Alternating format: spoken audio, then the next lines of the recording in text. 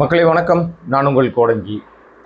திருச்செந்தூர் கோயிலில் அர்ச்சகர்கள் 4000 ரூபாய் நம்ம அமைச்சர் ரமேஷ் அவரிடமே யார் அவர் அமைச்சரானு தெரியாமல் மாஸ்க் போட்டு போனதுனால அவர் தரிசனத்துக்கு வந்திருக்கிறவர்னு சொல்லி அவர்கிட்ட லஞ்சம் கேட்டு 4000 ரூபாய் அவர் ஜிபே பண்ணி ஒரு மிகப்பெரிய லஞ்ச விஷயத்தை அவர் கண்டுபிடித்தார். உடனடியாக அந்த அர்ச்சகர்கள் மீது நடவடிக்கை எடுக்கப்பட்டுச்சு. வாயில் காவலில் நின்றவங்க அவர்களை சஸ்பெண்ட் பண்ணிட்டாங்க. அர்ச்சகர்களிடம் மன்னிப்பு கடிதம் வாங்கப்பட்டுச்சு. பேர் ஊரெலாம் போடாமல் அவர் நாங்கள் இந்த மாதிரி நீங்கள் அமைச்சர் என்று தெரியாமல் மாஸ்க் அணிந்து வந்ததனால் தெரியாமல் நாங்கள் பணம் ஜிபே மூலம் 4000 வாங்கினோம், அது தவறு தான், எங்களை மன்னித்து விடுங்கள் அப்படின்னு சாவார்கர் வழியில் வந்தவர்களுக்கு டக்குன்னு மன்னிப்பு கடிதம் கேட்குறதோ இல்லை மன்னிப்பு கடிதம் கொடுக்குறதோ ஒன்றும் பெரிய விஷயம் இல்லை. இங்கே பிரச்சனையாக எதை நோக்கி போச்சு அப்படின்னா, ரமேஷ் என்பவரும் அந்த லஞ்சம் வாங்கியதாக சொல்லப்பட்டவங்களும் ஒரே சமூகத்தை சேர்ந்தவர்கள். இந்த அறநிலைத்துறை அவர்கிட்ட போகும்போதே நிறைய விமர்சனங்கள் வந்துச்சு. நிச்சயமாக அவர் அவர்களுக்கு சாதகமாக தான் இருப்பார். ஏன்னா அவரும் அதே சமூகத்தை சேர்ந்தவர். இங்க கண்டிப்பாக ஜாதி பாகுபாடு நிச்சயமாக இருக்கும். அந்த ஜாதியினருக்கு தான் அவர் சாதகமாக நடந்து கொள்வார் அப்படின்னு சொல்லி ஒரு பேச்செல்லாம் இருந்துச்சு. அவர்கிட்ட அறநிலைத்துறையை வாங்கணும்லாம் சொன்னாங்க. ஆனால் அவர் எங்கேயோ போகிறார், ஆய்வு நடத்துகிறார், திடீர்னு ஒரு உணவுப் பொருள் எடுக்கிறார், பிரசாத பாசல் எடுக்கிறார், டேட் இல்லைன்றாரு, ஏதோ பண்ணுறாரு, அப்புறம் ஆய்வு நடத்திக்கிட்டே இருக்கார் தொடர்ச்சியாக. இப்போது திருச்செந்தூர் கோயிலில் மாஸ்க் போட்டு போகிறாரு. அவர் அமைச்சர்னு தெரியல. அங்கே வாயில் நிப்பாட்டுறாங்க. உள்ளே போனோன்னா காசு கொடுக்கணுன்றாங்க. போகிறாரு, தரிசனத்துக்கு பணம் கொடுக்கணுன்றாங்க. அந்த பணத்தை கையில் வாங்கலை, ஜிபேயில் வாங்குறாங்க ஆதாரத்தோடு. அவர் அதுக்கப்புறம் அவர் மாஸ்கை கழட்டி அவர் அமைச்சர்ன பிறகு பதறி போகிறாங்க. அதுக்கப்புறம் அவர் கூட்டது அந்த ஆஃபீஸில் போய் ஆய்வு நடத்துகிறாரு. நிறைய விஷயங்கள் நடக்குதுன்னு வச்சுங்களேன். இதில் என்ன நாம சொல்ல வர விஷயம் என்னன்னா, இப்போ மன்னிப்பு கடிதம் வாங்கி அவரை அப்படியே விட்டுட்டாரா அப்படின்னா, நீங்கள் இனிமே இங்கே வரக்கூடாதுன்னு தடை விதிச்சுதான் சொல்கிறாங்க முதல்ல. அப்புறம் வாயில் காவலில் நின்றவங்க 2 பேரை சஸ்பெண்ட் பண்ணிட்டாரு. இவர்கள்ட்ட மன்னிப்பு கடிதம் கேட்டாருன்னு விமர்சனம் அதிகமாக எழுந்த உடனே இனிமே அவர்கள் கொஞ்ச நாளைக்கு பூஜை பண்ணுவதற்கு இங்கே வரவே கூடாது, அர்ச்சகர்கள் உள்ளே நுழைய தடைன்றார். இதில் ஒரு பக்கம் போயிட்டு இருக்கு. இதில் சனாதனம் மீறப்பட்டுச்சா, சனாதனம் இதுதான் சனாதனம் பார்த்தீங்களா, சூத்திரர்களுக்கு ஒரு மாதிரியும் அவங்களுக்கு ஒரு மாதிரியும் அப்படின்னு ஒரு பெரிய பிரிவினை பஞ்சாயத்து ஓடிட்டு இருக்கு. இதுக்கிடையில சம்மந்தமே இல்லாமல் திருச்செந்தூருடைய எம்எல்ஏ அனிதா ராதாகிருஷ்ணன் திமுகவை சேர்ந்தவர் அவர் ஒரு பதிவை போட்டு அந்த மேலும் சர்ச்சையை உருவாக்கியிருக்கார். புது சர்ச்சையை உருவாக்கியிருக்கார். நம்ம லஞ்சம் கொடுத்ததே தப்புன்னு சொல்கிறோம். லஞ்சம் கேட்குறாங்கன்னொன்னே உடனடியாக அவர் அமைச்சர் நாங்கள் வெளி காமிச்சிருக்கணும். ஆதாரத்தோடு நான் பிடிக்கிறேன் அப்படின்னு கூடவே போகிறது ஒரு ரீல்ஸ் எடுக்கிற மனநிலை தான். 2வது ஃபோட்டோவுக்கு போஸ்ட் கொடுக்குறாரு. நம்ம நெருங்கிய நண்பர் தான் அவரோடு நான் பல விவாதங்களில், நேரலை விவாதங்களில், டிவி விவாதங்கள்லாம், யூடியூப் விவாதங்களெல்லாம் கலந்துக்கிட்டு இருக்கேன். தெரியும் ரமேஷ் எப்படிப்பட்டவர், எப்படி பேசுவார் எல்லாம் தெரியும். அவர் முந்தைய பதிவுகள் நிறைய போடுறாங்க. அவர் ஆர்எஸ்எஸ் பின்புலத்தில் நிறைய பதிவுகள் போடுறாருனாலும் நாம் இதுவரை அவர்கிட்ட பார்த்த விஷயங்கள் அப்படி இல்லை அப்படின்னு நமக்கு தோணுச்சு. ஆனால் செயல்பாடுகள் அப்படி தான் இருக்குன்றதுனால விமர்சனங்கள் நிறைய வந்துட்டு இருக்கு. இதுக்கிடையில இந்த சம்பவத்தில் அவர் அந்த நடவடிக்கை எடுத்தது சரியா அப்படின்னு சொன்னால் அந்த நடவடிக்கையில் பெரிய சந்தேகம் இருக்குது. ஆனால் இப்போது அவர்களுக்கு தடை விதிக்கப்பட்டிருக்கு.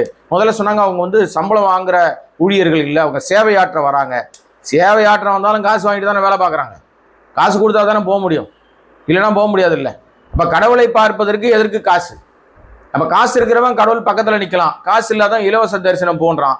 அப்புறம் அது என்ன கணக்கு? அது இதுதான் சனாதனம்னு சொல்றது. இந்த சனாதனம் தான் ஒழிக்கப்படணும்ன்றது. சனாதனம்னா ஏதோ மத ரீதியாக இந்துக்களை ஒழிப்பதுன்னு அர்த்தம் இல்லை, அது புரிஞ்சுக்கிறதும் இல்லை.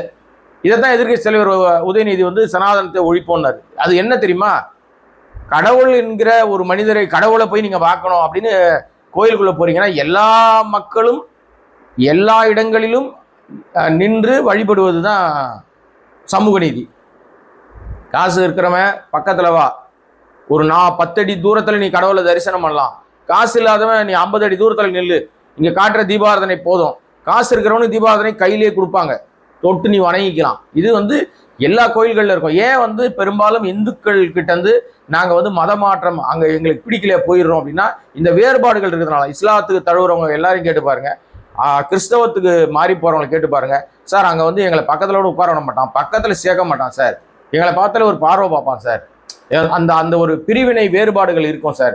அவங்க சாமி கும்பிட்டு போன பிறகு தான் எங்கள் ஆளுங்க உள்ள போக முடியும் சார். அது என்ன எங்க ஆளுங்க உங்க ஆளுங்க? பெரிய அயோக்கியத்தனம்ன்றதுனால தான் இதுதான் ஒழிக்கப்படணும். இதுக்கு பேர் தான் சனாதனம்.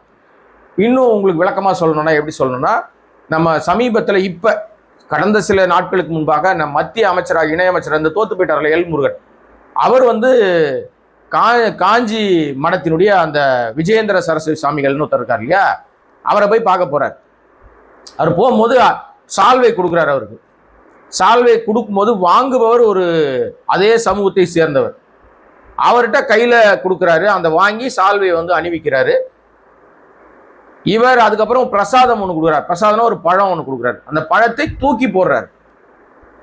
கையில கொடுத்தா என்ன தீட்டாயிடுமா? இதுதான் சனாதனம். ஆக்சுவலா நம்ம மனுஷனை முதல்ல நீங்க கடவுள்னு வணங்குறதே தப்புங்க. அவர் ஒரு மனிதர், அவ்வளவுதான். அவர் வந்து அவர் நம்பிக்கைக்குரியது ஏதோ பேசுறாரு. அவர் நம்ம வந்து இந்த கடவுளை நம்ம வந்து மனுஷனை கடவுள்னு எவன் சொன்னாலும் அது எந்த மதத்தில் இருந்தாலும் உடனே வந்து நான் ஏதோ விஜயேந்திர சரஸ்வதிக்கு மட்டும்தான் நான் பேசுறேன் அப்படிலாம் கிடையாது. ஒரு ஆயரோ அல்லது ஒரு பாதிரியாரோ ஒரு போதகரோ இந்த வேலை பார்த்தாலும் தப்பு தான்.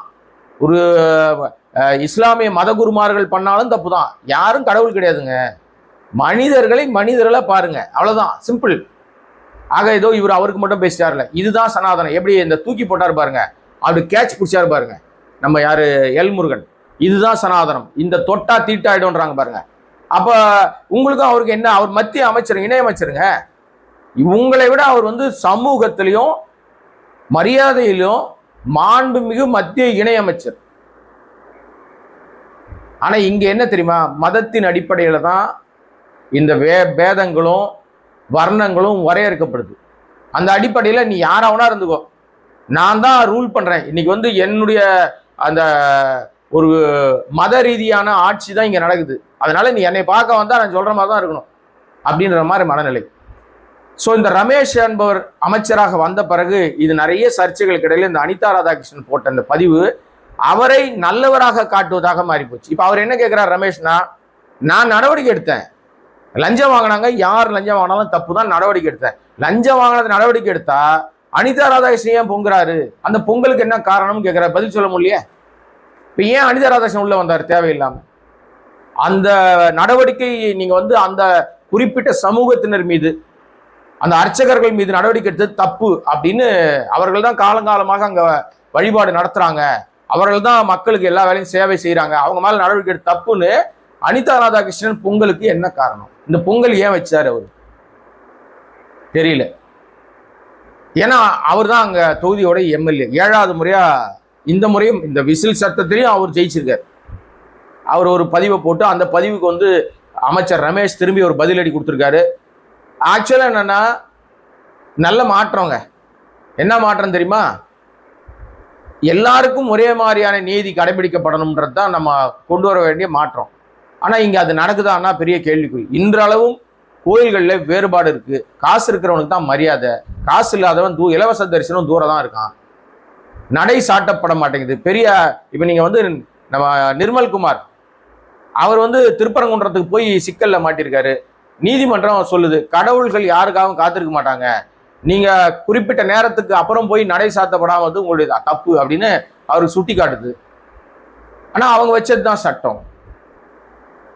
எவ்வளவு தெளிவாக பல வேலைகள் பார்க்குறாங்க பாருங்க. அதனால இது வந்து இதுல தேவையில்லாம அனிதா ராதாகிருஷ்ணன் அதுவும் திமுகவிலிருந்து வந்து இந்த பதிவை போட்டு அவர் சம்பந்தமே இல்லாமல் நானும் உள்ள இருக்கேன், இந்த ஆட்டத்துல நானும் இருக்கேன்னு உள்ள வந்திருக்காரு.